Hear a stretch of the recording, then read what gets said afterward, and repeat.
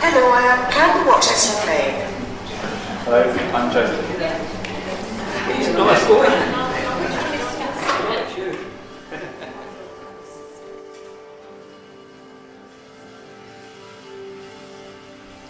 Yeah, originally from London. Joined the Navy when I was 17 and a half. Left the Navy when I was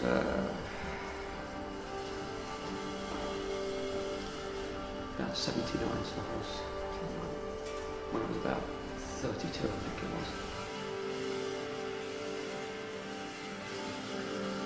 I'm 85, well 84, nearly 85. I'm an ex-nurse. I retired in 82. No, I didn't. I retired in 92. That sounds better. In 92 I retired.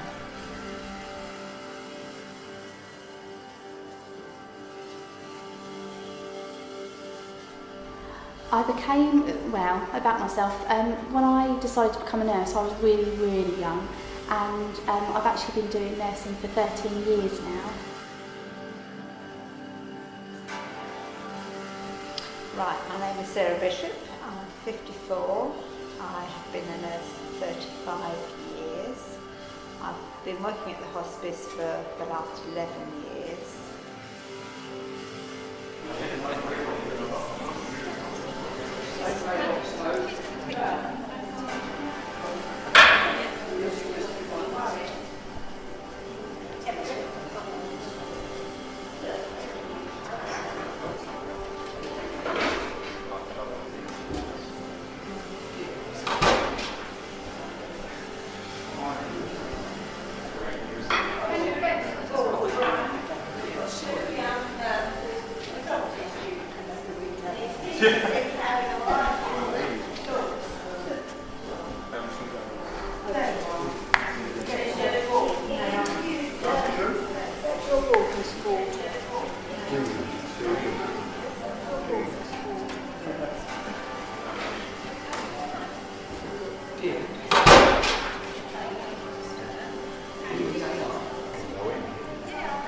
Is that right?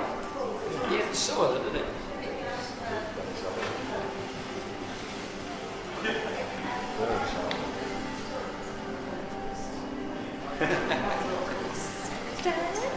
This is Pat. She's going to take you to the massage. Yeah?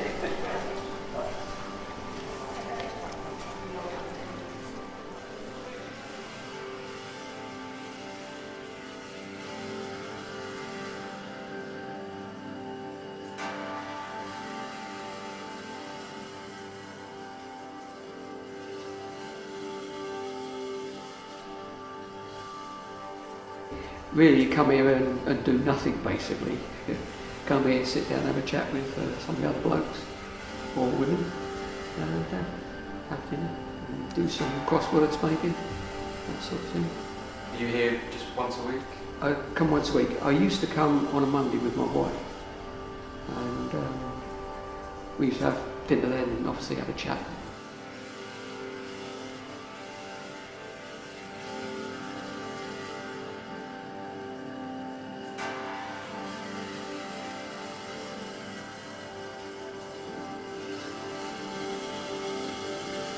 In this job, I basically run day therapy, so we have patients that come in from outside that are under the umbrella of the hospice.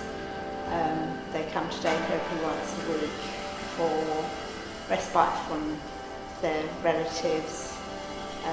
We offer them things like complementary therapy, we give them their lunch, we try and do activities. We sometimes have entertainers. Basically we monitor their medical condition. They can have access to doctors and things if they need it. And try and make it a fun day for them. We try and give them new experiences. We do things that they can no longer do at home, so we've set up gardening projects and things like that, because a lot of them can't garden at home anymore. So last year we did a lot of pot gardening. and then they reap their produce and take it home with them. Anything that they want to do, we try and make it possible for them.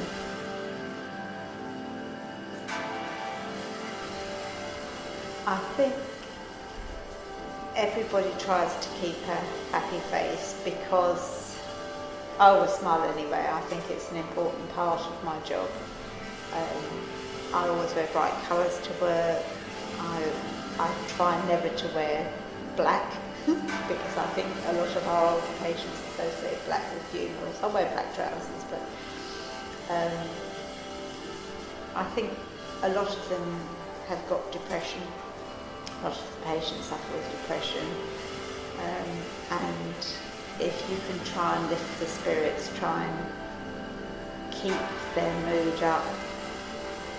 Laughter is such a positive medicine, and it can really increase the endorphins. It helps with pain relief, and it just, sense of well-being is incredible if you can actually help make it a lively, bright atmosphere.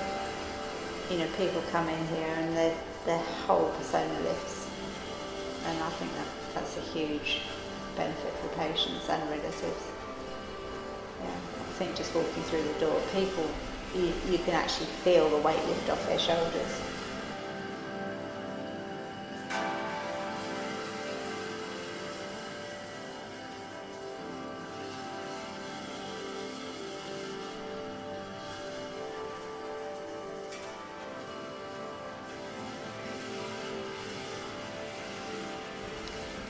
A lot of people that don't know about hospice say, oh, I bet you must be on antidepressants working down there, I bet it's really miserable, you know, how on earth do you not find that you're crying all the time? And I suppose when I came down here, I had that expectation, but you know what, it is the opposite, because if you were dying and you had somebody being all miserable with you every single day, that's not how you want to live, you know, finish your days. I find that we're almost the complete opposite here.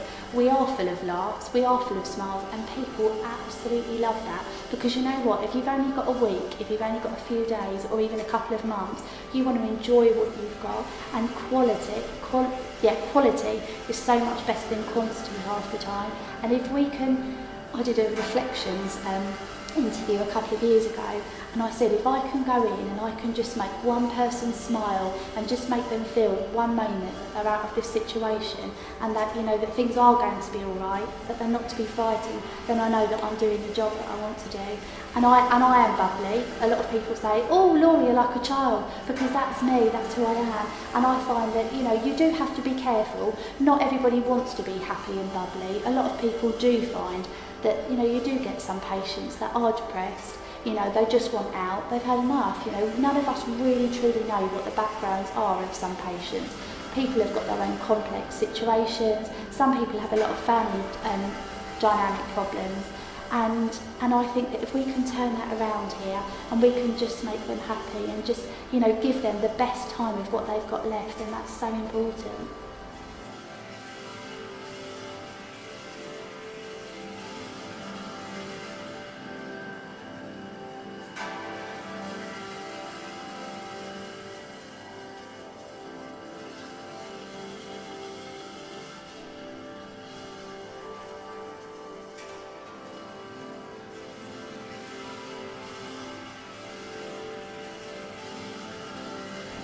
I was actually on holiday at the time in Jamaica, and I just had, my wife thought I had a seizure, and called the ambulance.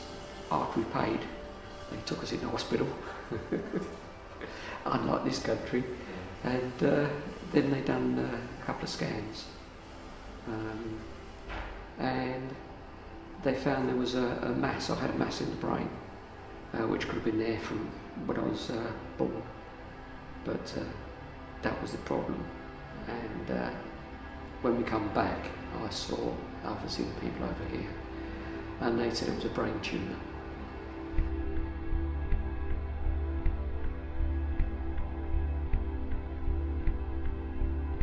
I'm being treated for cancer of the colon. I changed my doctors at home because I decided I wanted a lady doctor. I wasn't feeling ill, but I just wanted to change. I've had the same one for a long time. And the first day I saw her, we were talking for a little while, and she said to me, I think you've got cancer. And I said, well, I haven't had any pain anywhere. I said, I'm fine. So she said, no, she said, I think we'll send you for an X-ray. And apparently I'd had the cancer for about 10 years.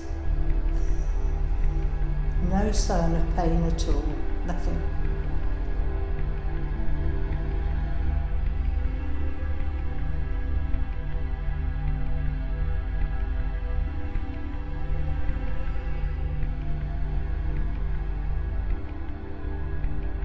Would you say that working in this environment has had an impact on your views of death?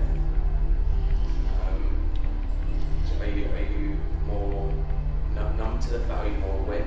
I think, obviously, because I've been a nurse for 35 years, death is a normal part of life for me. You know, everyone's born and everybody dies. The way people die here, it makes you want everyone to have the same death that you can achieve here. Not everyone has that quality of death. There's different ways of dying, and some people can achieve what we call a good death.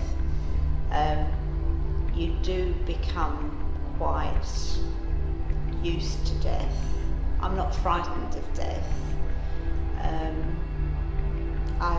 My father died here in April, and obviously you're sad for your own loss, but it was such a relief for him to come here, because I was struggling with him at home. My mum has dementia, and I was not getting any help, so to have him here, knowing that he was going to be cared for properly. We do tend to get a bit of a black sense of humour about death, and that's our way of coping with death. It's like today I've been to a meeting and you have a death list of who's died, in the hospital. That's under our umbrella, so you have.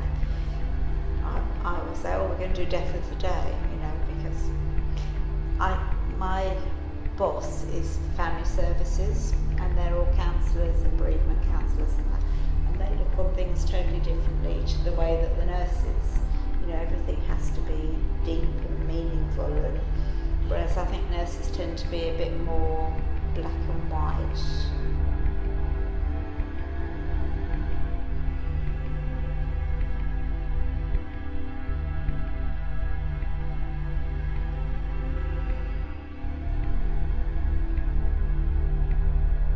I would say that the idea of death is frightening. When I started down here, I will admit, hands up, I got far too attached to the patients, and my husband would probably say that I was a blubbering wreck, really. I would say probably for the first month to 2 months when I started here, I got way too emotionally involved, and I did find that I was starting to take my work home with me.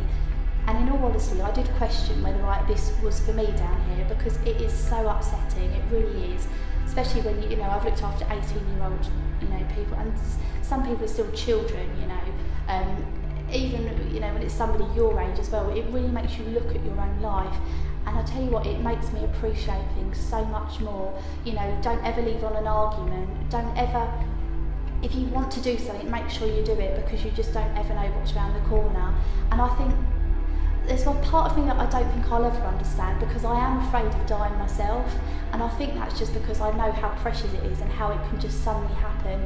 We get patients, unfortunately, that come down here who have just been diagnosed, who have been poorly for such a long time, yet they didn't realise, unfortunately, some people say, well, I've had this pain for ages, and I just didn't go to the doctor about it, and it makes you scared. I do get scared sometimes, people make a joke of it, you know, because nurses, if they've got a headache, they think there's something wrong with them, because I think there's a fine line between getting a bit too involved, thinking that, you know, everyone's going to die, but then you need to remember that people do get better, and I think it's really important that you need to keep a good social network when you work down here. You need to remember that not everybody is going to die, and people do get better, and that's why you need to make sure you've got a really good life outside of here to make sure that you appreciate it. But yeah, I am scared of dying, but I've just realised that you just need to do everything that you want to do in life, but obviously not abuse it.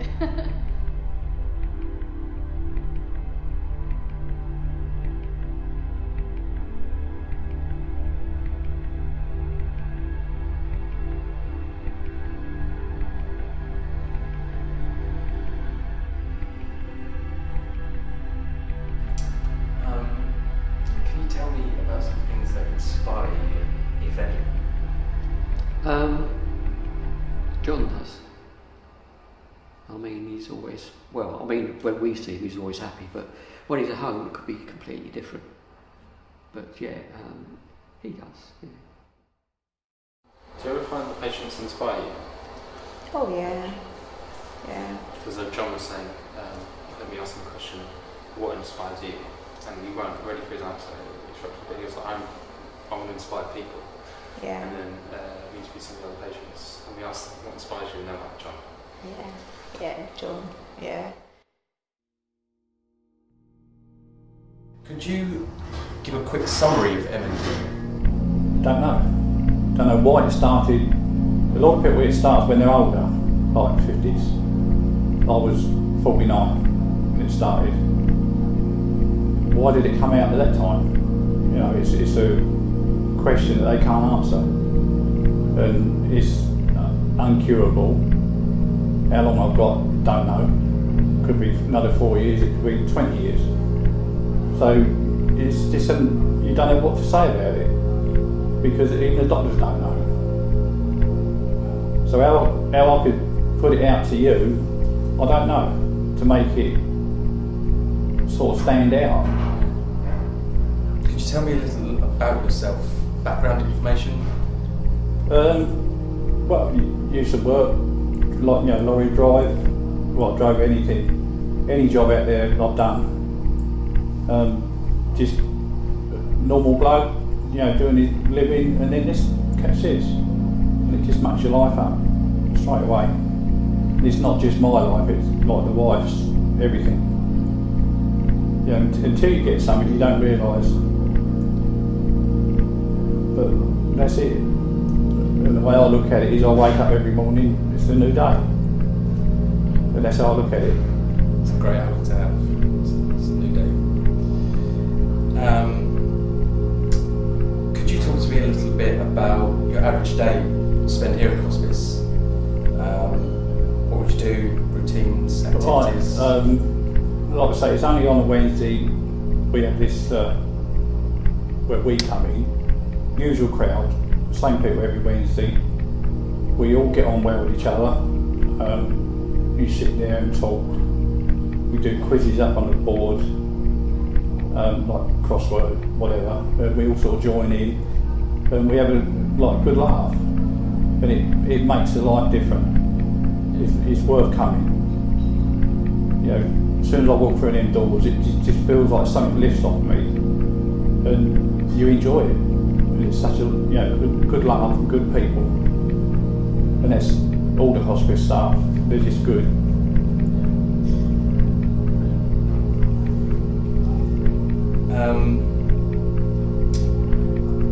What do you find yourself thinking about on a daily basis, whether it be here or at home? Can't say, because I think whatever's come up, you know, the wife might ask me something, so I sort it out as you would do normal.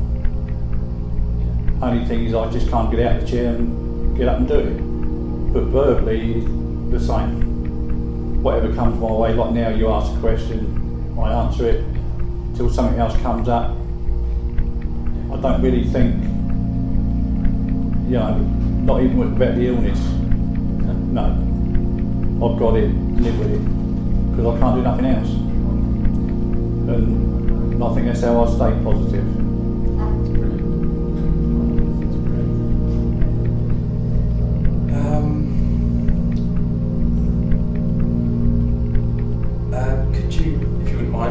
elaborate on some of the most memorable parts of your life? Don't know where to start on that. No. There's a lot. I had 2 kids. Nice. In my life, I passed my motorbike test, lorry, car, got married, all good things, you know, holidays. Just a general good life until this. And that's like shut the door, start again. Something completely different.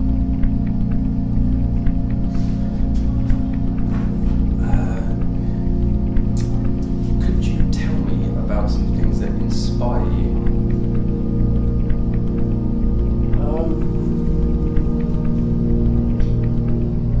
Don't know how to answer that. Again, if something comes up in front of me, I'll deal with it then. I'll try and inspire other people rather than do things myself. Give you an example, we had another chap here who had the same disease and he was in a wheelchair and he kept crying all day. That's all he done. And I went to him one day, spoke to him and I pulled him out of it. He used to come up here, join in with the quizzes, not a problem. He loved it. And that's how I inspire other people if I can. But sadly enough, we lost him last year. But that time I did, it was 6-8 months of improvement for him, which made me feel good. Yeah. Yeah, because you do that little bit. Yeah. That's it. On that one. Brilliant. Great answer. Would you describe yourself as a spiritual person? Do you have a faith? No.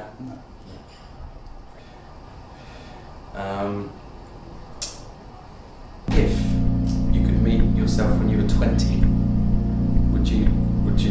what advice would you give yourself? None. I'd do it all again. No words of wisdom or... No. I've done bad things, I've done good, you know, suffered for what I've done, but I wouldn't change it again. So it makes us who we are, doesn't it? You know, I've had a good life. You know, ups and downs with everyone. You pull through it, you know, makes you stronger. Not saying in this thing it happens and knocks just guts out of you, but you either go down or you pick yourself up and sort of pull through it, you know, and do what you can. Great attitude to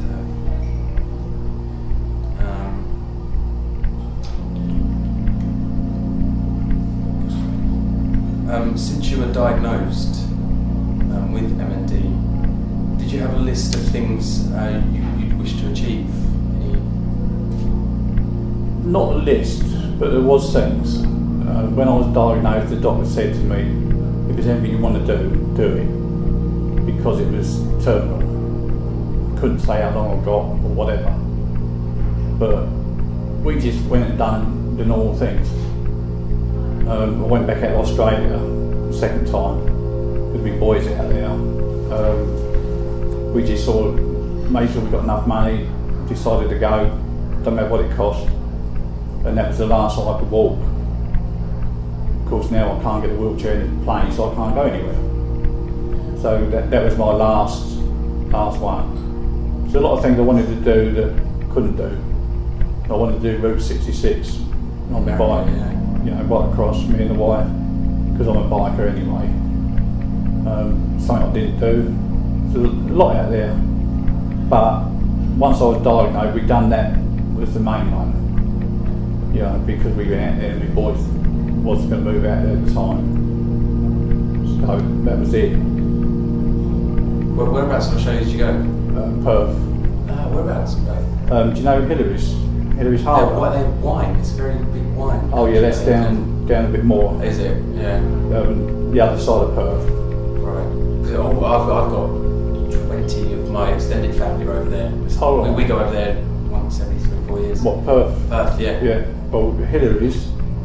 Have you heard of Hillary's Yeah. Harbour? It's lovely, isn't it? Yeah. Well, we stayed about 10 minutes drive from there, like inland.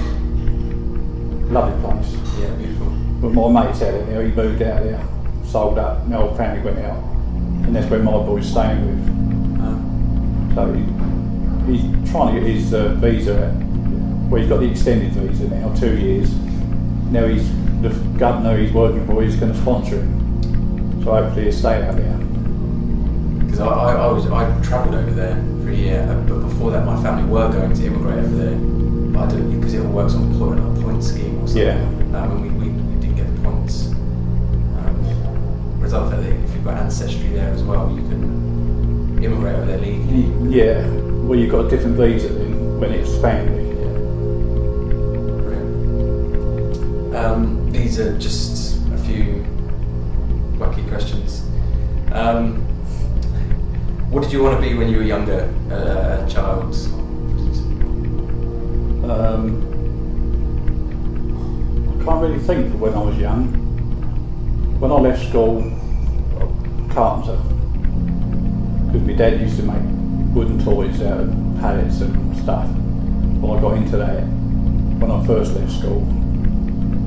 So I wanted to be a carpenter, and then I fell into the side of cars and bikes and drink cigarettes, and I went down the mechanic side then. But then later in life I'd give up because I couldn't ride. I went back to woodwork again.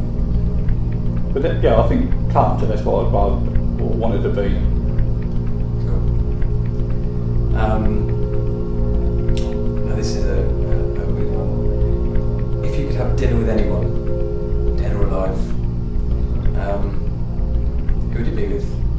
Where would you go? What would you order? I'll order a good steak with all the trimmings. Be my wife. Don't know if there's anyone else I want to be with. So it would be with her. But the place, don't really matter. Somewhere perhaps warm, by the sea, tropical. Yeah, to keep her happy as well then. Brilliant. Right. If you were given an infinite amount of money, but could only use it for 24 hours, what would you do? What would you like to do? Well, I have all the family up, you know, buy their houses, whatever. My mate, buy him out, who's looking after my son, so he got no mortgage. The main thing I would do if I had loads of money is build a hospital, say like Cornwall, near the coast where it's warm, especially for handicapped, because I've got a handicapped brother. And because you've got handicapped kids, you have a job, go on holiday, like the families. So I'd build a hospital big enough to take the family, and then nurses and doctors down there look after the kid while the parents do what they want to do for the rest. That's everything. I know. Very short and sweet.